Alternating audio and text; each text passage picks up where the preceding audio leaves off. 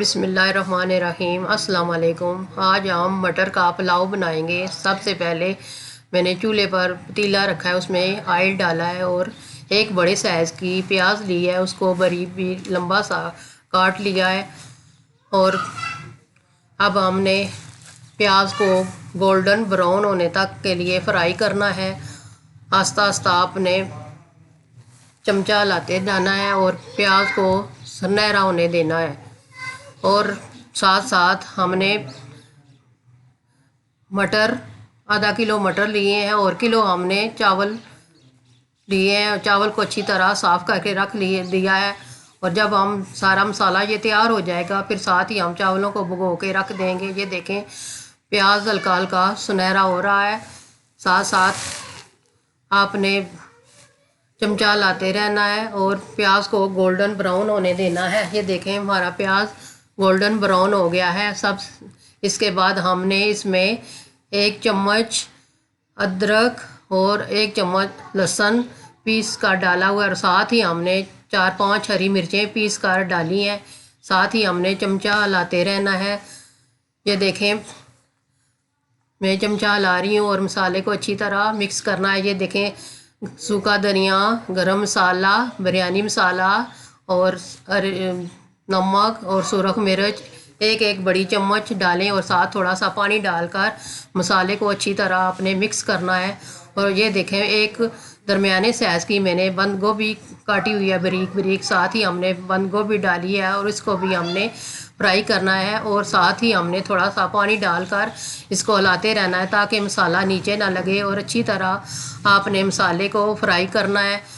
और ये देखें, मैं मसाला अच्छी तरह भून रही हूँ।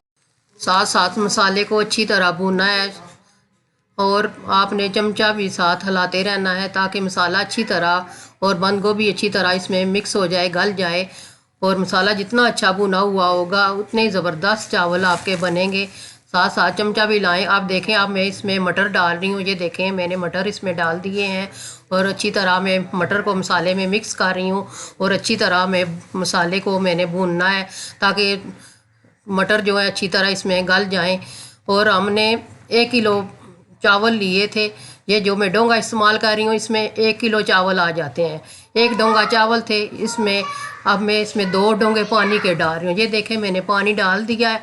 अब इसके ऊपर मैंने ढक्कन रख दिया है। जब उबाल आएगा तो हम फिर इसमें चावल डालेंगे। साथ ही हमने चावल भिगो के रखे हुए हैं। ये देखें, चावल भिगोए हुए हैं। अब ये देखें, पानी में उबाल आ गया है। अब मैं पानी जो है चावल भिगोए हुए हैं उसमें से पानी निकाल दूंगी।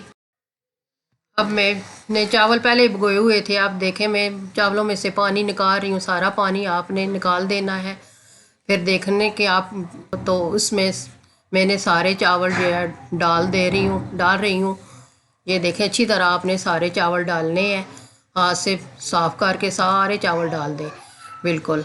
फिर आपने ऐसे करना है कि आप चम्मच की मदद से आपने चावलों को अच्छी तरह मिक्स करके आपने एक दफ़ा चम्मच ला के रख दें। बार बार चम्मच नहीं लानी, नहीं तो फिर चावल जो है वो टूट जाते हैं। बस आज मैंने छोड़ दिया दम पर।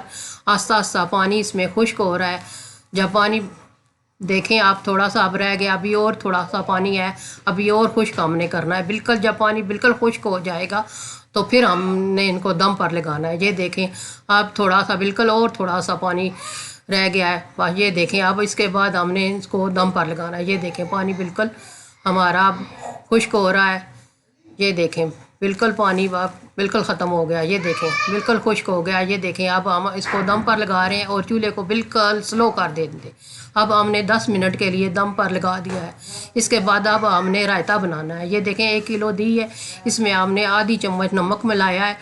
और इसके बाद हमने थोड़ा सा सफ़ेद ज़ीरा लेना है, वो डाल के हमने अच्छी तरह मिक्स करना है।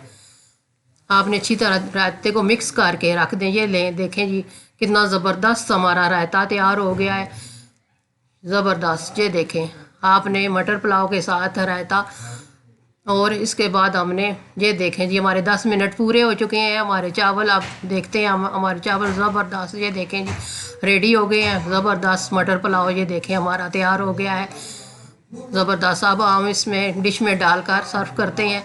ये देखें, माशाल्लाह आप घर आप खुद भी खाएं, मेहमानों को खिलाएं। देखें कितना ज़बरदस्त, माशाल्लाह कितना ज़बरदस्त मटर पुलाव तैयार हुआ है। दुआओं में याद रखिएगा। मिलते हैं अगली वीडियो में। अल्लाह हाफिज़।